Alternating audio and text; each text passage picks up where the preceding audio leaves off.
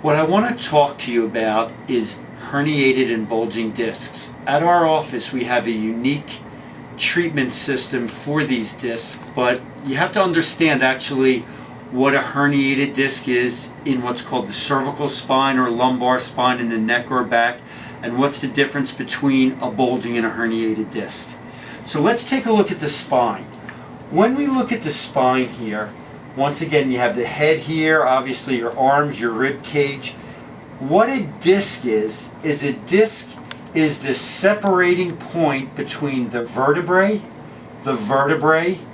here's the disc, and here's where the nerve comes out. So it actually acts as a pad that separates bone from bone, or actually vertebrae from vertebrae. So let's take a look at a close-up of what's called a cervical disc, or in the neck.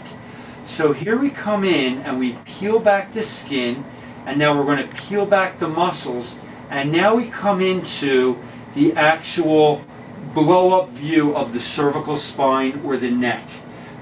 We have the vertebrae, the disc, the vertebrae, here's the nerve coming into the muscle.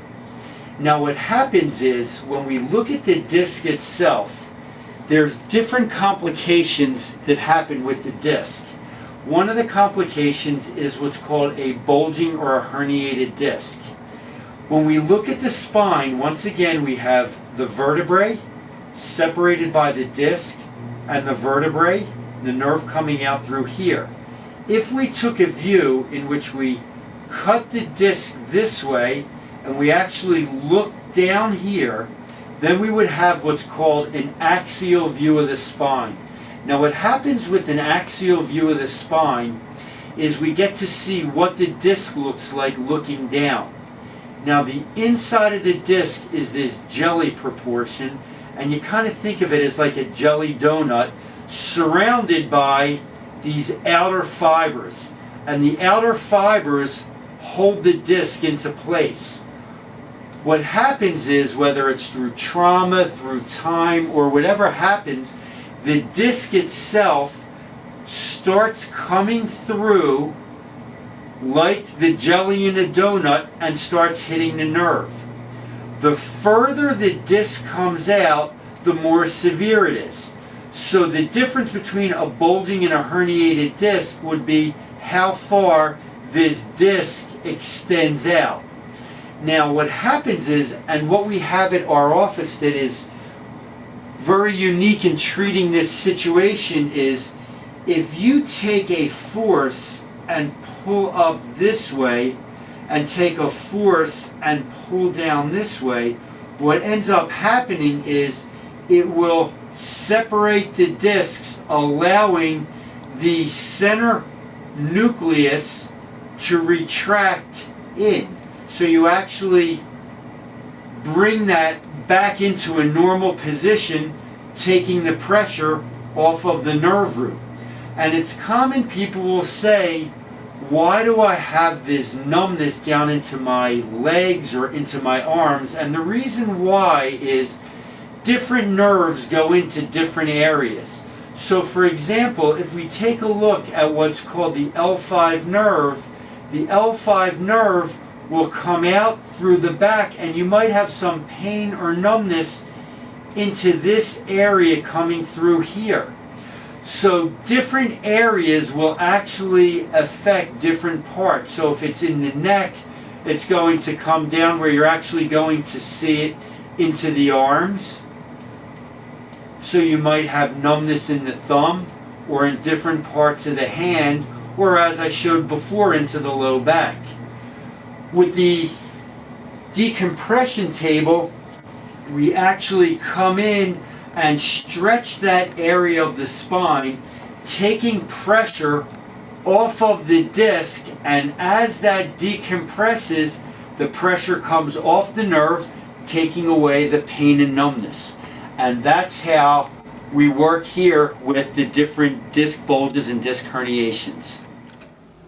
This is an example of somebody who is on cervical decompression. Cervical decompression very, very gently opens the spine.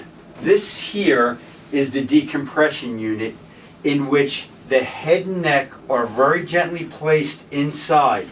As the cable pulls up and tractions, it opens the discs and opens the vertebrae, allowing the nutrition to come into the discs.